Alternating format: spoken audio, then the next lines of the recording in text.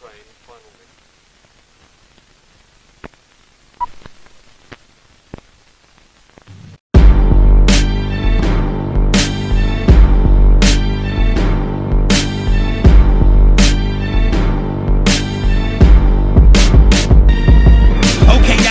What's up, guys? Welcome back to another video.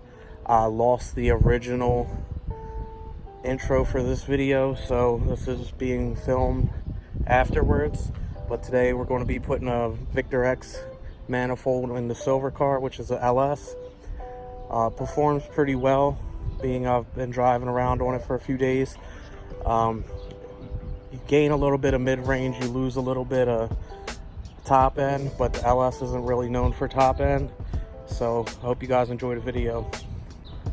So getting started, first thing we're going to do is remove the strut tower bar, the intake. Want to disconnect all the sensors and start to undo some of the lines in the fuel rail, but we're not going to do the coolant because we haven't drained that yet.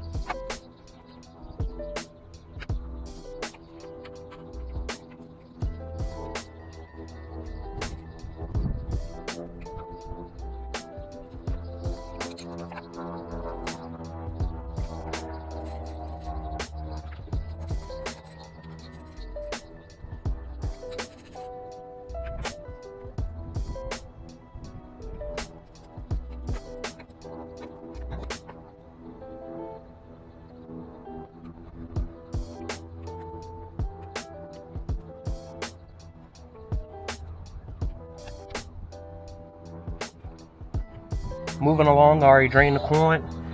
I removed the big coolant line right here that you use around to the thermostat housing. Undid the hose right here that goes around to the back of the idle air control valve. I took the idle air control valve off because I couldn't get to this hose that goes to the pipe in the back.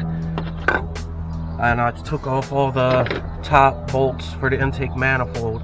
So now I have to go underneath the car, because right in this area here there's a big bracket that holds the intake manifold to the head, and it's kind of hard to take the bracket off from the top, so I'm going to go underneath the car and do that, and then hopefully I'll be able to reach around and start getting a few 12 millimeters left that are holding the intake manifold on. This is the bracket that was under the intake manifold. These two bolts here were directly underneath of it like that. One there, one down in the corner. They were all 12. Intake manifolds off. I got lucky, the gasket came off in one piece, so the mating surface is pretty clean. While I'm at it, I'm also gonna change out my back mount. I already have that off. I'm doing an innovative mount with new bushings that I pressed in. The rear mount's back in. So now I'm gonna be using a thermal intake gasket, so the factory studs aren't going to be long enough. So what you have to do is thread one bolt on and then thread a bolt behind it. Take an open end wrench, hold this like that, tighten this outside bolt. As soon as this one gets tight, you're just going to turn backwards on this one and the stud should start to thread its way out. New studs are in, thermal gasket's in place. So now I'm getting ready to put the intake manifold on and hand tighten all the studs.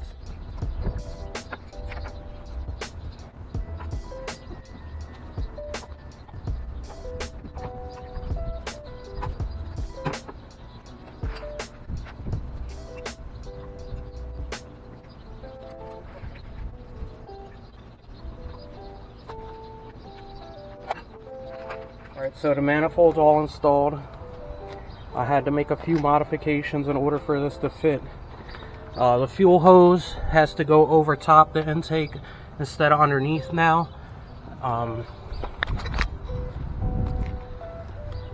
The fuel return fits just fine. The vacuum for it, you have to extend that. The fuel injector wires, you have to bring it up through the middle and delume it a little bit, because the intake air temperature sensor comes through this harness that these are on, and that's all the way back here. So it's really tight if you try to stretch it. I had to modify the throttle cable bracket a little bit, and I had to modify the vacuum for the booster. But other than that, everything else just bolted right in. This is a Omni 68mm throttle body. So I know I'm not really going to get too much performance out of this, being that I have a stock exhaust manifold still, but one step at a time. This was pretty easy to put on. Just follow the steps that you did to take it off to put it back on, and just move from one component to the next till you have everything back together. Before you try to start the car, just prime the fuel pump a couple times, make sure you don't have any leaks at the fuel filter or the injectors, and then start adding your coolant, and check around the big hose on the back right here. Make sure it's not leaking down in there, and on the idle air control valve. And if you're good with all those not leaking, then you're golden. And just bleed the coolant like normal. So if you guys have any questions on this, just let me know down in the comments. Until next time, like, comment, subscribe, and I'll catch you guys in the next one.